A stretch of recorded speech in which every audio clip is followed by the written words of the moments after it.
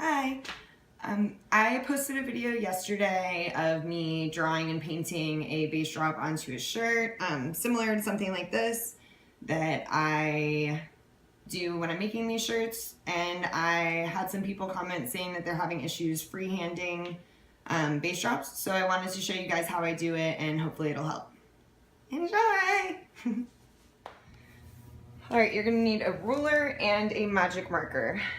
And what I'm going to do first is draw a square because that is where the bass drop is going to sit inside of. I want to make sure that it is like it's going to be centered, so I'll draw a square and then I'll put the bass drop inside of it.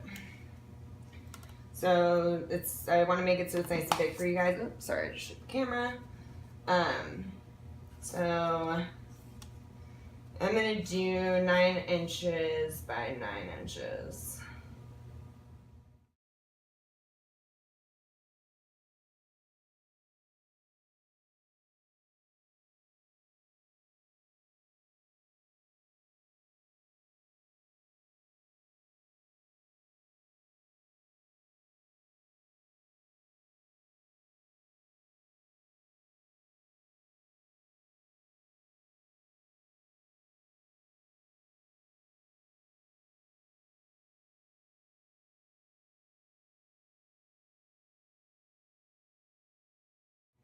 Right, so once you have the square drawn, you're going to look at the bass drop.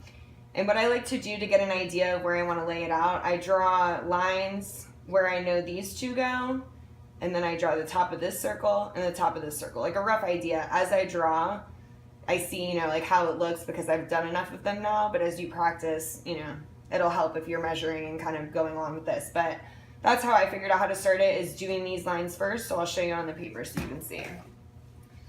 Alright, so again, we want it to take up almost all of this, so I'm going to do top ones up here. Sorry, I'm kind of off center where I'm drawing, so it might not be perfect, but actually I'm going to do a little OCD about it, but do 4.5 here and 4.5 here.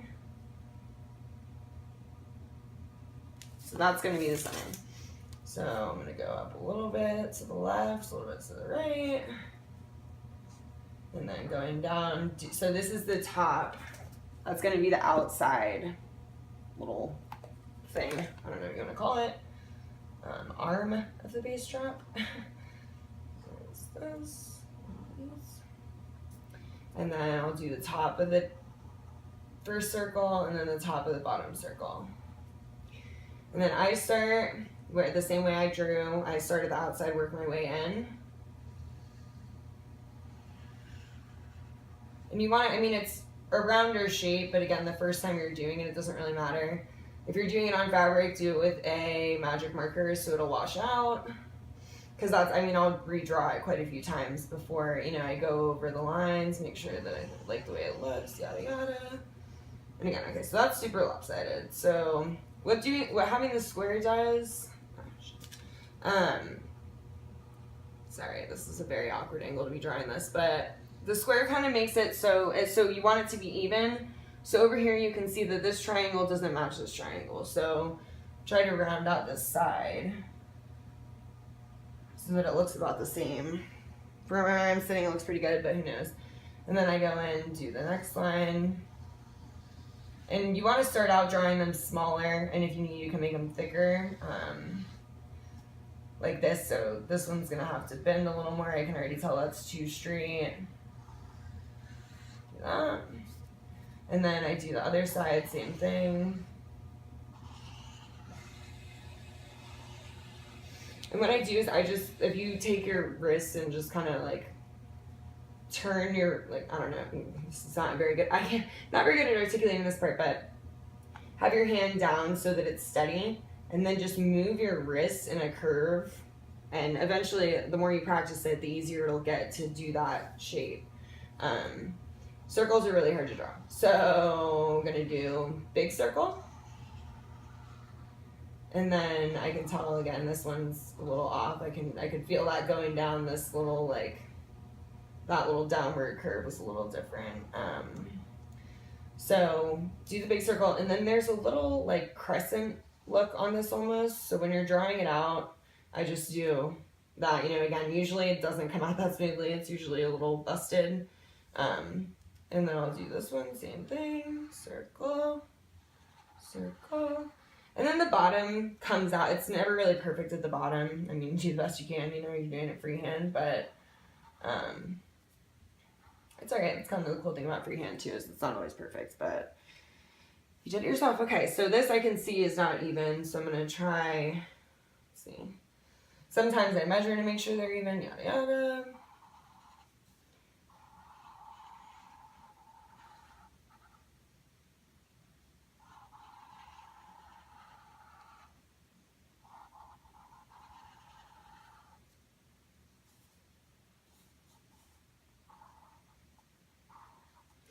And then from the bass drop, I'm like, from memory, I'm pretty sure that the first circle is about right here and the second one's up there. And just do those last. And again, you're gonna go back and paint this, so this will all be colored, or color it, whatever you wanna do. So it's not gonna be, oh, sorry, I just like messed that up, but.